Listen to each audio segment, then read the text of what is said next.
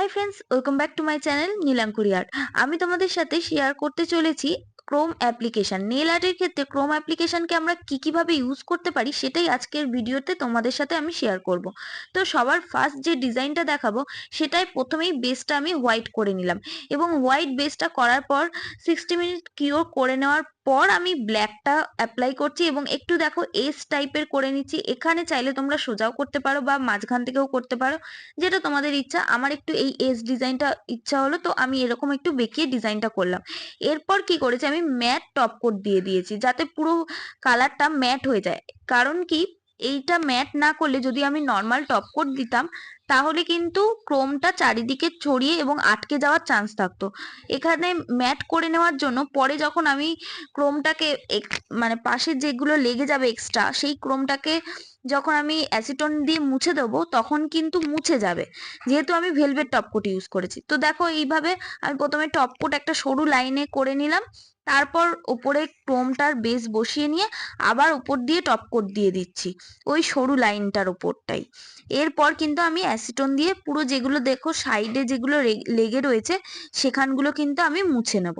তো এইভাবেই আমার এই ডিজাইনটা কমপ্লিট হয়ে গেল, এবং তোমরা চাইলে করতে পারো। দেখো এর ফিনিশিংটা কত সুন্দর এসছে। তো দেখো এবার হচ্ছে আমার সেকেন্ডে আমি এটা একটুখানি হালকা একটা নিউড কালারের নেল পালিশ নিয়ে নিয়েছি, মানে যেটা ইউভি নেল জেল যেগুলো হয় আর কি।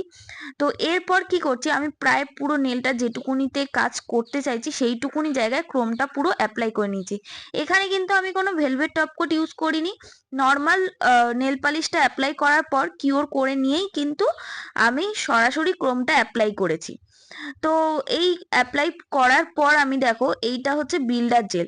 তোমরা বিল্ডার জেল বা এখানে ট্রান্সপারেন্ট যে জেল নেল পলিশ গুলো সেগুলো দিয়েও কিন্তু এই ড্রয়িংটা করে নিতে পারো, যে যেরকম ড্রয়িং করতে চাইছো, কোনো কলকা মতো বা কোনো এরকম ডিজাইন আমার মতো এরকম সরু পাতার মতো একটা যেটা হচ্ছে একটা লতা পাতা একটা স্টাইল হয় এরকম, এটার ওপর দিয়ে ওটা, এই যে লাইনগুলো এই লাইনগুলো করে নিতে পারো।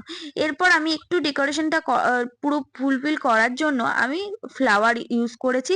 এগুলো তোমরা ইজিলি অনলাইন পেয়ে যাবে।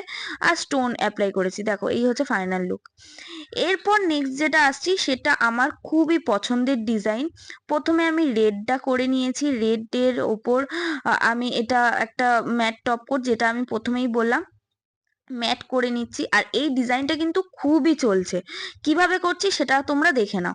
এই পুরো ম্যাটটা করে নিলাম, করে নেওয়ার পর দেখো আমি এখানে কিন্তু বিল্ডার জেল ইউজ করছি। বিল্ডার জেলটা দিয়ে আমি যতবার দেখো এই স্ট্রোকটা দিচ্ছি, আর আমি কিন্তু একটু একটু করে কিওর করে নিচ্ছি, কারণ এইটা একটুখানি দেখো উঁচু নিচু একটা স্ট্রোক দেওয়ার চেষ্টা করেছি, যেটা এখন ইনস্টাতে তোমরা প্রায় দেখতে পাবে এই ডিজাইনটা।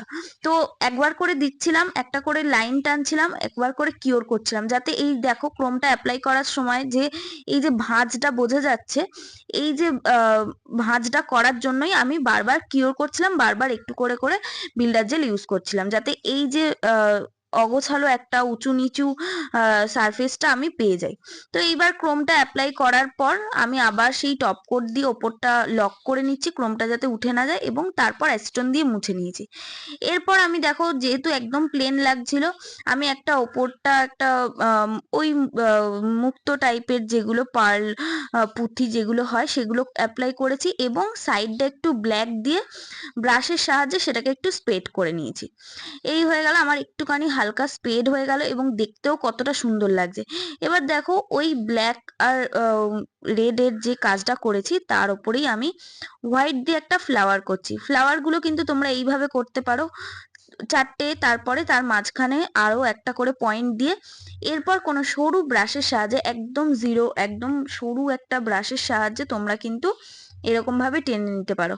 আমার কাছে একদম সরু ব্রাশ নেই আপাতত, তো সেই জন্য আমি কি করেছি, যে ব্রাশটা দিয়ে আমি কলকা করি সেই ব্রাশগুলো আমার খুবই সরু, তো সেই ব্রাশ দিয়েও আমি করে নিতে পারি। চাইলে তোমরা এগুলো ইউজ করতে পারো। তো আমিও এইভাবেই আমি পুরো কাজটা করে নিয়েছি, এবং দেখতেই পাচ্ছ পুরো পয়েন্টগুলোর নিচের দিকটা আর বাইরের দিকটা সরু করে টেনে দিচ্ছি, যার ফলে ফুলটা পুরো তৈরি হয়ে যাচ্ছে। অনেকেই এইটা করতে অনেকের প্রবলেম হয়, তো এই প্রসেসে কিন্তু তোমরা এইরকম ফুল করে নিতে পারো। আর দেখতে খুবই সুন্দর হলো, দেখো এই ডিজাইনটা কিন্তু খুবই চলছে, তো সেই জন্য আমি তোমাদের সাথে শেয়ার করার চেষ্টা করলাম এবং ফুলের মাঝখানে একটা স্টোন দিয়ে দিয়েছি। তো এরপর হচ্ছে আমাদের লাস্ট ডিজাইন। এই ডিজাইনটার ক্ষেত্রে আমি একটা নিউড কালার ইউজ করেছি এবং ওপর দিকটা একটু হালকা হোয়াইট মিশিয়ে একটু দুটো কালার দেওয়ার চেষ্টা করেছি। এরপর দেখো এর ওপরটা আমি কিওট করে নেওয়ার পর আমি ক্রোম অ্যাপ্লাই করেছি। কিওরটা করে নেওয়ার পর ক্রোম অ্যাপ্লাই করেছি, কোনো টপ কোট বা এইরকম যাতে কোনো কোডই আমি দিইনি, পুরো সরাসরি জেল নেল পলিশের ওপরেই ক্রোম অ্যাপ্লাই করেছি। এরপর আমি ড্র করব, আমি যেহেতু পুরো নেলটাতেই আমি ড্রয়িং করব, মানে ছোট ছোট কলকার কিছু স্ট্রোক বলো একটুখানি এদিক ওদিক করা, তো পুরো নেলটাতেই ওই জন্য আমি ক্রোমটা অ্যাপ্লাই করে নিয়েছি। আর তারপর আমি কিন্তু এটা ট্রান্সপারেন্ট জেল নেল পালিশ দিয়ে করছি। তোমাদের আমি বিল্ডার জেল দিয়ে এর আগের গুলো দেখালাম, এটা কিন্তু আমি করছি ট্রান্সপারেন্ট জেল নেল পলিশ দিয়ে। তো তোমরা দুটো ভাবেই করতে পারো, বিল্ডার জেল দিয়েও করতে পারো, ট্রান্সপারেন্ট দিয়েও করতে পারো। এই পুরো ডিজাইনটা করার পর আমি কিন্তু পুরো অ্যাসিটন দিয়ে পুরো নেলটা মুছে নিয়েছি, যার ফলে বাকি লেগে থাকা ক্রোমগুলো উঠে গেছে। এরপর একটু স্টোন দিয়ে জিনিসটাকে আরেকটুখানি হাইলাইট করা, আরেকটুখানি সুন্দর করা, স্টোন দিয়েছি এবং কিছু পার্লের পুঁথি দিয়েছি। তো আজকের ডিজাইনগুলো কেমন হয়েছে অবশ্যই কিন্তু জানিও।